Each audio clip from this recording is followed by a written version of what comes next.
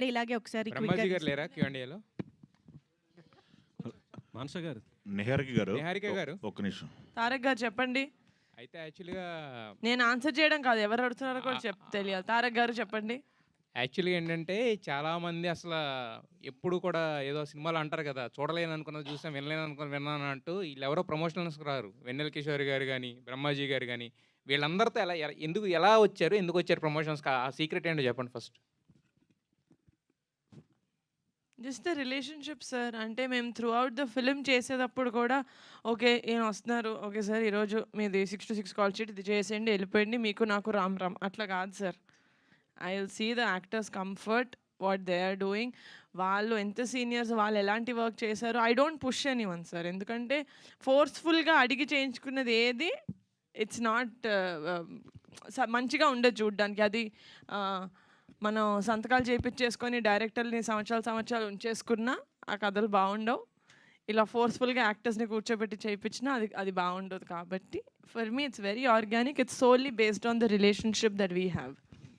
మానస గారు యాక్చువల్‌గా రిలీజ్ అయిన నెక్స్ట్ డే మిమ్మల్ని ఒక క్వెషన్ అడిగాను. దానికి అప్పుడు ఆన్సర్ లేదు మీ దగ్గర. అంటే 'రాకాస 2' ఉందా అంటే చెప్పలేమన్నారు. బట్ ఇప్పుడు ఈ సక్సెస్ మీట్ డిస్ట్రిబ్యూటర్స్ అందరూ సేఫ్ అయిపోయారు.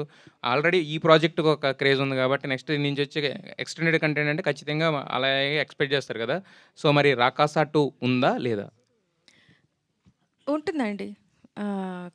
ఇంకొంచెం కథ బాగా రిఫైన్ చేసుకొని ఒక స్ట్రక్చర్ అయితే ఉంది. దాన్ని రిఫైన్ చేసి వీరుడు మారతాడా? సేమ్ వీరుడా? అవన్నీ కాలమే నిర్ణయిస్తుంది.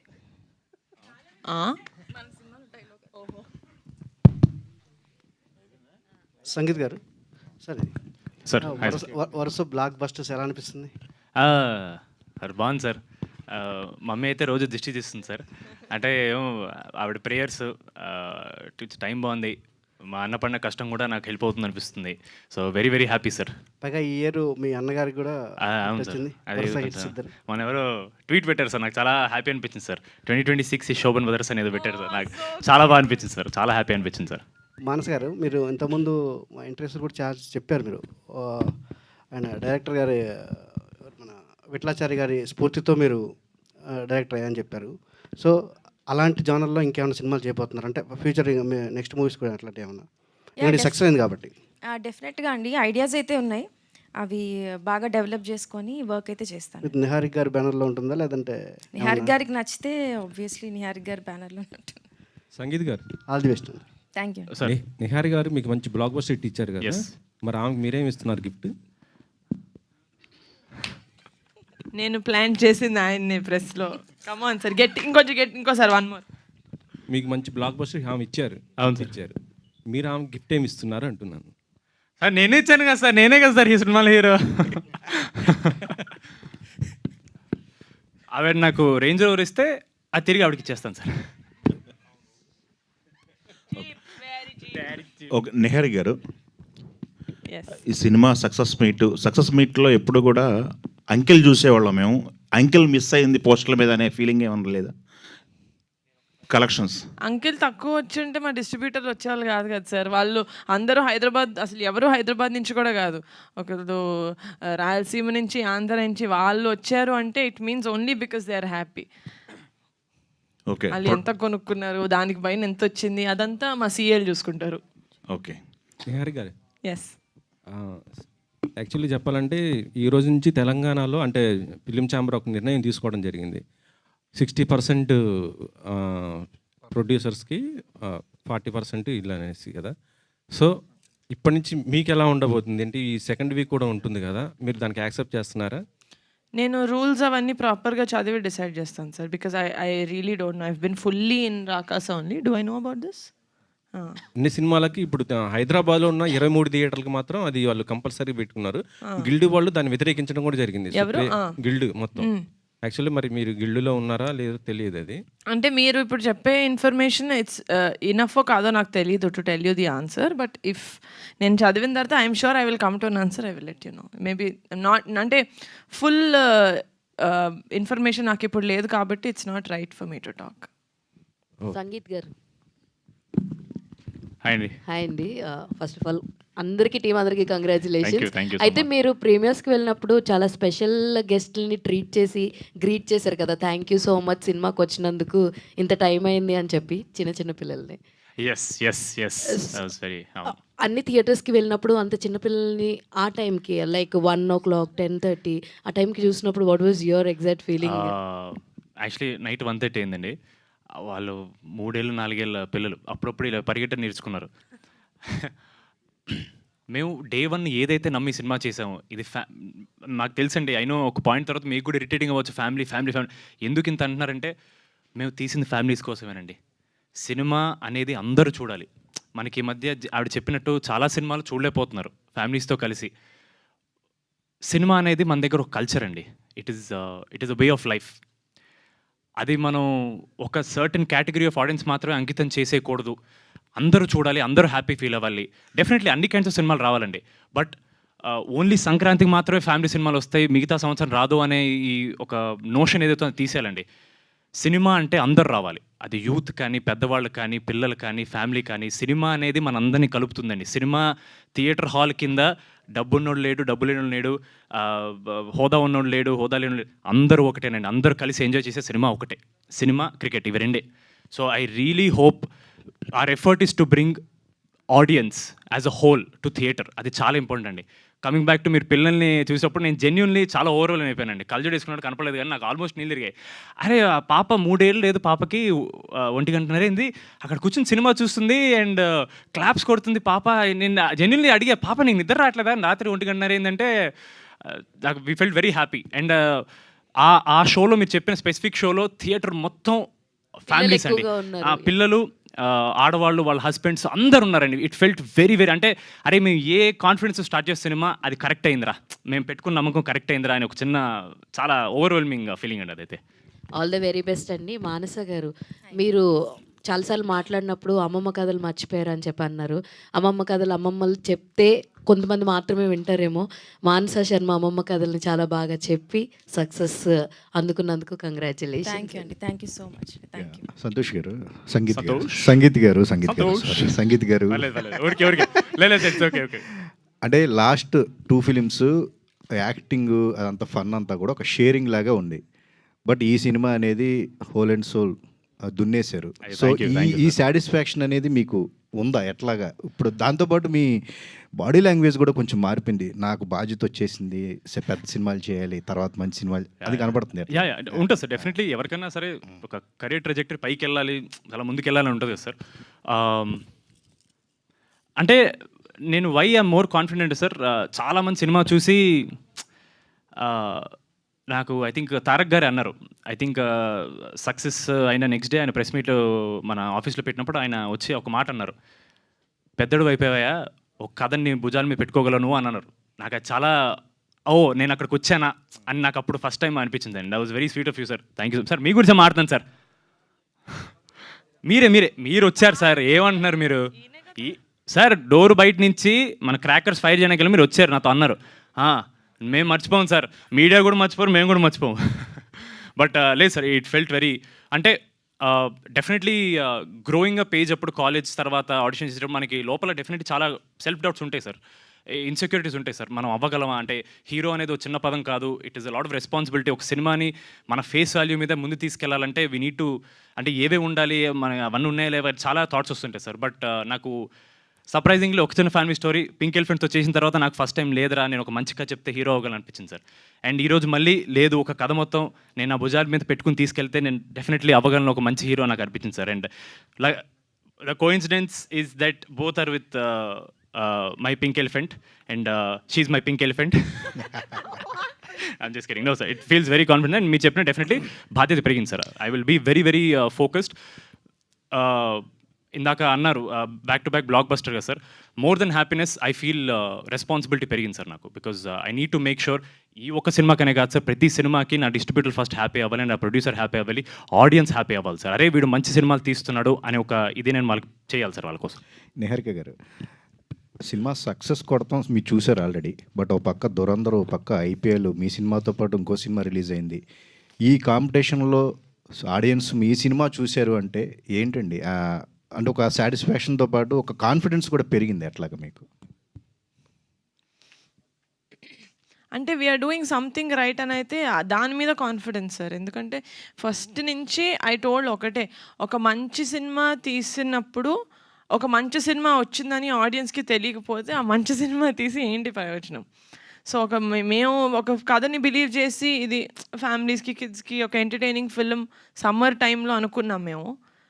అలాంటి కథ వచ్చిందని తెలియాలి కదా, అలాంటి మూవీ ఒకటి బయట మార్కెట్లో ఉందని వాళ్ళకి తెలియాలి. Because again like I said, social మీడియాలో మనకి చాలా ఇన్ఫర్మేషన్ మన ఫింగర్ టిప్స్ మీద ఉంటుంది. నేను ఆ 1 minute, ఆ 7 seconds first of all attention grab చేయాలి. నా సినిమా వస్తుందని చెప్పాలి. దాని తర్వాత 1 minute, then 10 minutes, then 20 minutes, half an hour, then 2.5 hours. ఆ ప్లాన్ ఫాలో అయ్యి చేశాము. So I'm just very proud of my team, my entire team. ఈ ప్రాసెస్లో okay, I think you are right, go ahead, you know better అని చెప్పి they never doubted నేను ఇలా తీసుకెళ్దాం అనుకుంటున్నాను మూవీ, కానీ they never did, and there contribution is greater than I can explain. So ఆ విషయంలో అది సక్సెస్ అయింది కాబట్టి ఎన్ని ఉన్నా, ఎన్ని ఆన్ గోయింగ్ ఉన్నా కూడా మేమంటూ ఒకటి ఏదో క్రియేట్ చేసుకోగలిగాం, ఒక నీష్, ఒక స్పెషల్, ఒక చిన్న చమక్లాగా మేము కూడా మెరవగలిగామంటే it's only because of constant effort. Cinema ముహూర్తంలో చేసాం మేము ఫస్ట్ రీల్, ఒకటి ప్రమోషనల్ రీల్ కమిటీ కుర్రోళ్ళతో చేసాం. అప్పటి నుంచి ఆర్ ఓన్లీ మోటివ్ వాజ్ ఆడియన్స్కి రాకాస అనే సినిమా వస్తుందని తెలియాలి. సో ఐ థింక్ అది ఇట్ పేడ్ ఆఫ్. సో ఏదో సంథింగ్ రైట్ చేసామన్న కాన్ఫిడెన్స్ ఉంది, కానీ ఇంకే విధంగానూ కాన్ఫిడెన్స్ లేదు. నిహారిక గారు మీరును అల్లు అర్జున్ గారు అని మాట్లాడుకున్నారా ఏంటి? రాకాస నేను పెడతాను, రాక మీరేంటి అని? లేదు sir, it was purely coincidental. నాకు ఆఫ్ కోర్స్ అస్సలు నో ఐడియా అట్ ఆల్. అది టాప్ సీక్రెట్ కదా sir, anything related to that project is top secret. So అలాగే నాకు కూడా ఏం తెలియదు. మీరు ఎంత సర్ప్రైజ్ అయ్యి ఉంటారో తెలియదు, కానీ మేమైతే we were so surprised. Okay, సినిమాకు ముందు చరణ్ గారు ప్రమోషన్కి చేశారు కదా, చూసారా? ఏమన్నారు ఏంటి చరణ్ గారు? ఆ తర్వాత పవన్ గారు కూడా చూశారు. సినిమా చూసారో లేదో నాకు తెలియదు సార్, ఎందుకంటే అప్పటి నుంచి ఇంకా Charan he's been busy. Kalyan బాబాయ్ నేను సార్ టీజర్ చూపించమని ఎక్కువ అని చెప్పాను. నేను ఆ రోజు బాబాయ్ని టీజర్ చూపించడానికి నాకు 1.5 2 సినిమాలు పట్టింది. నేను ఒక 3rd సినిమా 4th సినిమాకి అలా చూపిస్తాను. బట్ చరణ్ కూడా సినిమా రిలీజ్ అయిన తర్వాత ప్రీమియర్స్ రోజు మేము కజిన్స్ గ్రూప్లో ఓకే నీహా ఏ టైంకి రావాలి అని తేజ్ బాబా మా అన్న అంటే ఎక్కడికి వెళ్ళిపోతున్నారు మీరు అందరు నన్ను తీసుకెళ్ళకుండా అని. దాని లేదు చరణ్ ఇలా ప్రీమియర్స్ ఉంది, నువ్వు లేవు కదా ఊర్లో అంటే ఈ సైడ్ నో.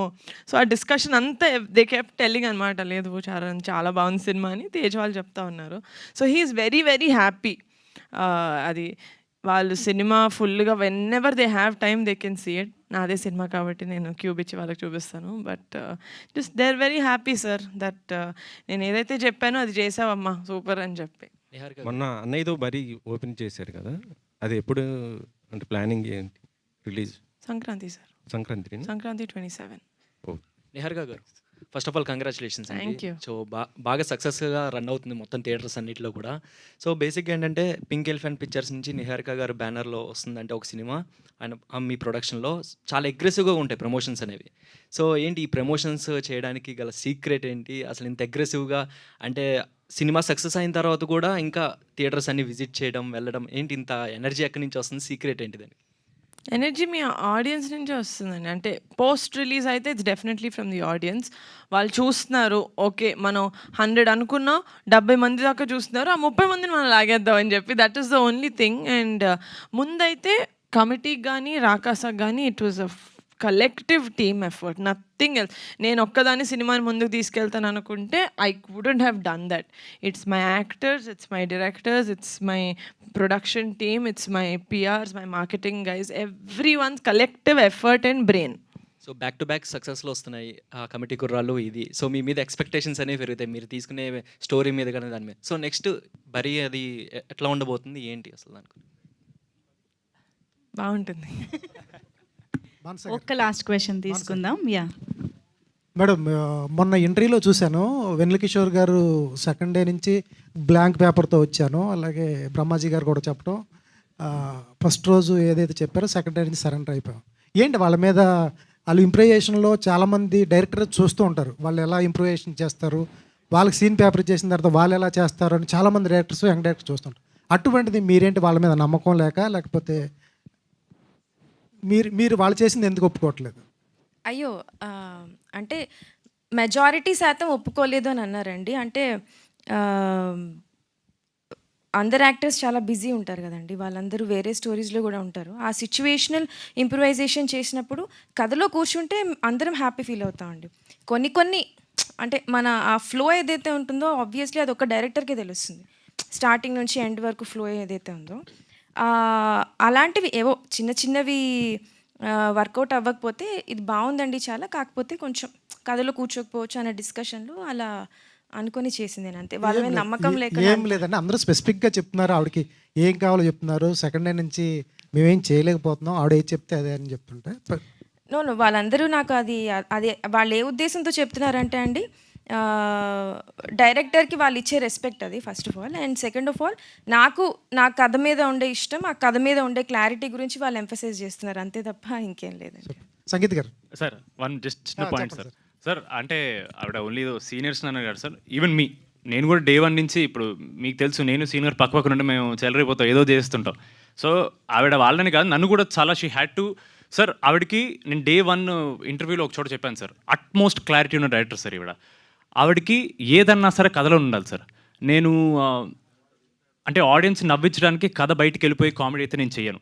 ఆవిడ డే 1 అది రూల్ పెట్టుకున్నారు సార్. అండ్ చాలాసార్లు నాకే అరే ఏంటి ఎందుకు ఇలా ఆపారో నాకే అనిపించింది సార్. బట్ నేను డబ్బింగ్లో ఫ్లోలో చూసినప్పుడు సార్ చాలా ఇంపార్టెంట్ సార్, ఒక సినిమా టోన్ మెయింటైన్ చేయడం చాలా ఇంపార్టెంట్ సార్. మనకి అప్పటికప్పుడు ఫన్నీ అనిపించదు సార్, కానీ ఫ్లోలో ఇలాంటి ఒక ఫ్యాంటసీ కామెడీలో స్టేక్స్ పడిపోకుండా కామెడీ చేయడం చాలా కష్టం సార్.